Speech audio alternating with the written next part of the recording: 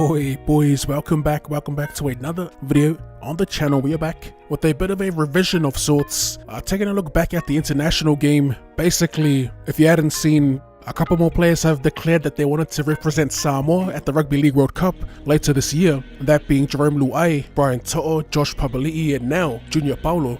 Regardless of whether they would have made the Kangaroo squad, it still got me thinking immediately of what a full-strength Toa Samoa team would look like for the Rugby League World Cup. Earlier in the season, I did a little teamless prediction of Samoa prior to rep round, and I didn't include State of Origin players. So for today's video, we'll be going back over the Toa Samoa team, and we'll be including all those players that didn't get picked in the previous video. Alright, so let's go through what my full-strength Toa Samoa Rugby League World Cup team would look like. Starting off with the back five, we have Joseph Sua'ali'i and the Penrith Panthers pretty much, Taylor May, Isaac Tango on the left edge, Steve Crichton and Brian To'o on the right.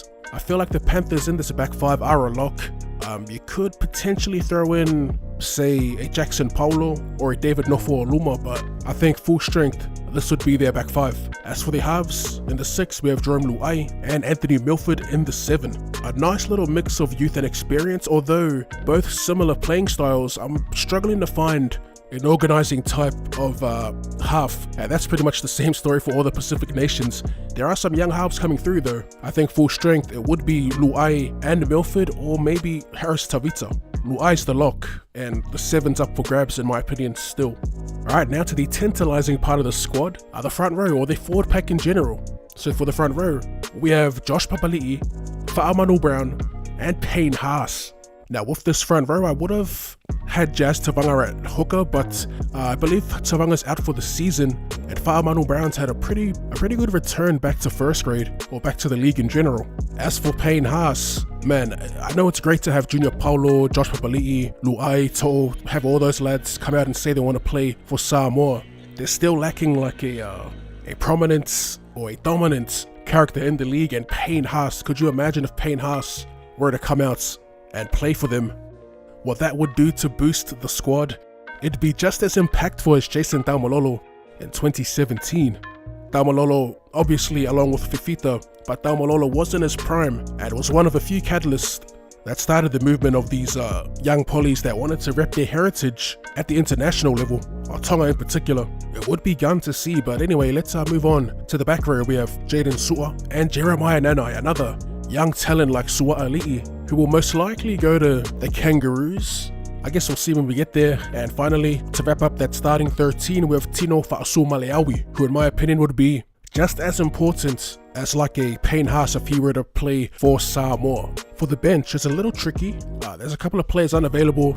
Like I said earlier, Tavanga is gone for the season, Helium Luki is gone for the season. So in the 14, I went with Hamiso Tabuai Fado. Could easily make that back five, or most likely be the fullback if Sua'ali'i does in fact play for Samoa. 15, we have Luciano Leilua. 16, Junior Paulo. At 17, Spencer Leniu. So as you can see, a pretty stacked bench as well. Plenty of strength obviously you'll get from a Pacific Island nation, but not only that, you have players or big men that are very skillful and diverse with their play.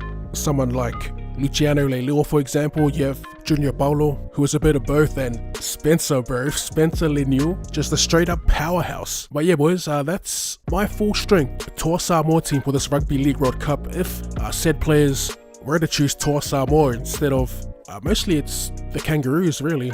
Players like Ice Papali'i and Moses Leota are already playing for the Kiwis, so there's a 0% chance of them lining up in the blue and white. It's a formidable side, a side that could truly contend for World Championship glory if they were to field this type of side. Not saying they won't be without the likes of Sua'ali'i, Nanai, Haas, and Fa'asuamaleaui, but with them, the chances would be even greater. Overall, it just makes the international scene a lot less dull, a lot more interesting. It's never fun when you have one country just dominating the international scene. It's hardly a scene if that's the case. But yeah, expect more of these types of videos to come out, not so much in the coming weeks, but maybe towards the end or after the NRL season is done and dusted and we get closer to that Rugby League World Cup. As always, if you enjoyed that and would like to see more Rugby League related content or more content in general, be sure to run straight that like button, subscribe to the channel if you're new, and I'll see you.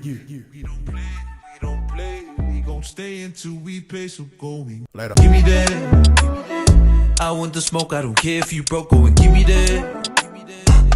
Don't choke on the smoke, watch me hit him with a kick back. Hezzy, step back, kick back. No, he ain't ready. Chit chat, pump them bevies. No cap, it's no lies. Kick back.